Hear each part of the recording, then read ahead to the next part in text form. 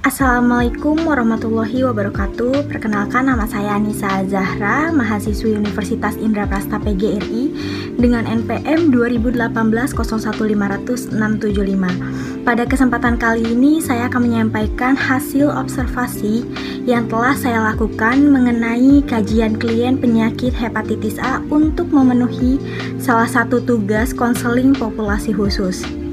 Pembahasan yang pertama adalah apa itu hepatitis A. Hepatitis A adalah peradangan organ hati yang disebabkan oleh infeksi virus hepatitis A. Infeksi yang akan mengganggu kerja organ hati ini dapat menular dengan mudah melalui makanan atau minuman yang terkontaminasi oleh virus. Pada kasus tertentu, hepatitis A dapat menyebabkan organ hati tidak berfungsi secara tiba-tiba.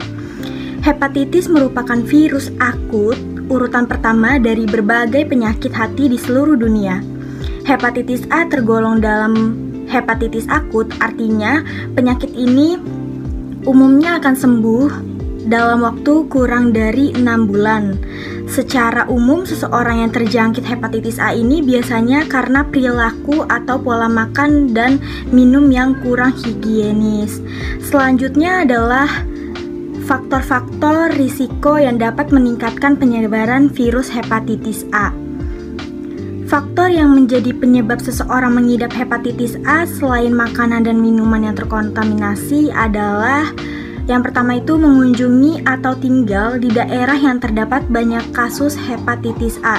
Yang kedua, melakukan hubungan intim dengan penderita hepatitis A. Faktor yang ketiga itu tinggal serumah dengan penderita hepatitis A. Faktor keempatnya adalah sanitasi yang buruk. Faktor kelimanya ada berbagi jarum suntik, dan faktor keenam bekerja di daerah yang berhubungan dengan kotoran, misalnya petugas kebersihan kali. Hepatitis A juga banyak menyerang negara-negara berkembang yang memiliki sanitasi buruk dan kurang higienis. Pembahasan selanjutnya adalah gejala-gejala dari hepatitis A. Seseorang yang mengidap penyakit hepatitis A akan memiliki gejala awal seperti hilangnya nafsu makan, mual, merasa letih dan lemas, nyeri pada sendi otot, dan terasa nyeri pada perut kanan bagian atas.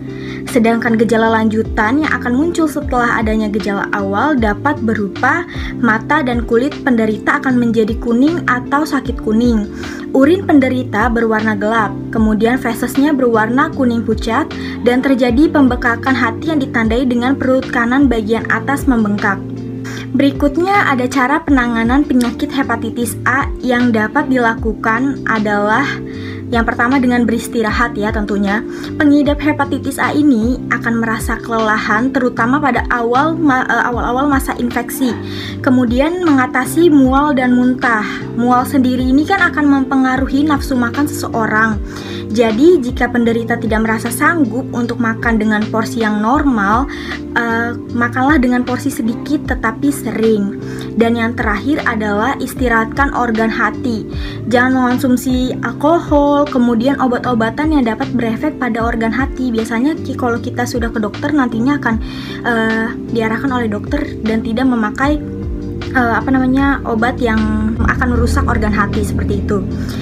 Yang selanjutnya ada deskripsi narasumber. Sesuai dengan observasi yang telah saya lakukan bahwa terdapat klien yang berinisial KNS, di mana KNS ini merupakan seorang perempuan berusia 19 tahun yang menjadi klien hepatitis A.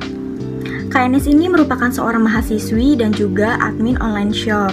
KNS memiliki postur tubuh dengan tinggi badan 155 cm dan berat badan 38 kg. KNS memiliki kulit sawo matang dengan menggunakan hijab untuk kesehariannya. Dan KNS merasa bahwa tubuhnya itu semakin hari semakin membaik. Sesuai dengan informasi yang sudah saya dapat juga dari klien bahwa dirinya tuh terkena hepatitis A karena perilaku dan pola makan yang tidak higienis. Jadi di sini tuh KNS terkena hepatitis A karena waktu itu dia sempat memiliki perilaku dan pola makan yang tidak higienis. Perilakunya berupa bahwa KNS itu sering sekali telat makan, kemudian karena jadwalnya yang sangat-sangat padat sehingga KNS sering pulang larut malam dan menunda makan. Akhirnya dia membeli makanan di luar yang belum tentu higienis seperti itu ya. Setelah itu klien merasakan sakit perut yang dia kira itu penyakit biasa dan dia menghiraukannya. Akhirnya setelah beberapa lama karena badan dan matanya sampai menguning, akhirnya barulah dirujuk ke rumah sakit. Itulah mengapa kalau kita memiliki satu penyakit jangan dianggap enteng atau kayak seperti ya sakit biasa aja. Alangkah baiknya kita langsung ke dokter agar kita mengetahui sebenarnya itu kita sakit apa, seperti itu. Selanjutnya adalah gejala yang sering muncul yang dialami dan dirasakan oleh KNS adalah perutnya itu terasa nyeri dan sakit di bagian kanan atas perut. Kemudian KNS juga merasakan lelah dan letih. Setelah beberapa lama dan tidak langsung diobati, badan dan mata KNS pun mulai menguning. Selanjutnya juga ada analisis kebutuhan klien. Yang dibutuhkan oleh klien adalah pertama itu ada menjaga pola hidup sehat. Ya pastinya KNS harus menjaga pola hidup dia dan harus menjaga kebersihan dan kehigienisan makanan atau minuman yang ia makan dan konsumsi. Kemudian ada istirahat yang cukup. KNS juga sempat diminta untuk dokternya itu untuk bed rest ya selama beberapa bulan karena kondisinya yang belum stabil. Kemudian menghindari tempat-tempat yang kurang higienis dan selanjutnya adalah mengonsumsi vitamin dan obat-obatan ya. Yang terakhir itu yang dibutuhkan oleh klien adalah dukungan dari orang tua dan orang terdekat nih.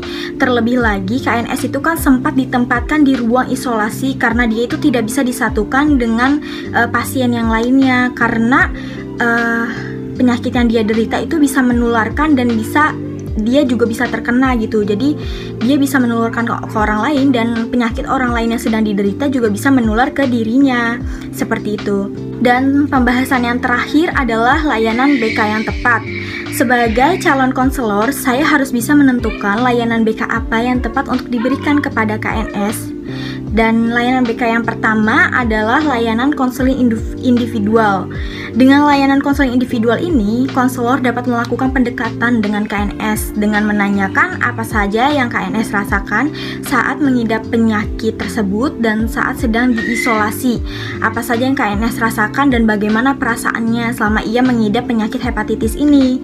Selanjutnya ada layanan informasi. Dengan diberikan layanan informasi ini, konselor akan memberikan informasi lanjutan tentang pengobatan untuk KNS, kemudian penyebab penyakit tersebut dan hal-hal yang perlu dicegah agar terhindar dari penyakit tersebut.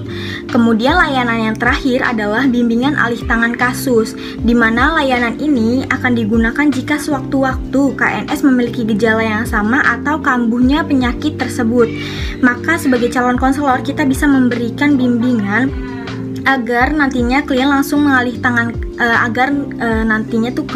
konselor langsung mengalih tangankan klien kepada ahlinya seperti dokter yang lebih paham terhadap penyakit tersebut. Sekian pembahasan dan hasil observasi dari saya, kurang lebihnya mohon maaf. Wassalamualaikum warahmatullahi wabarakatuh.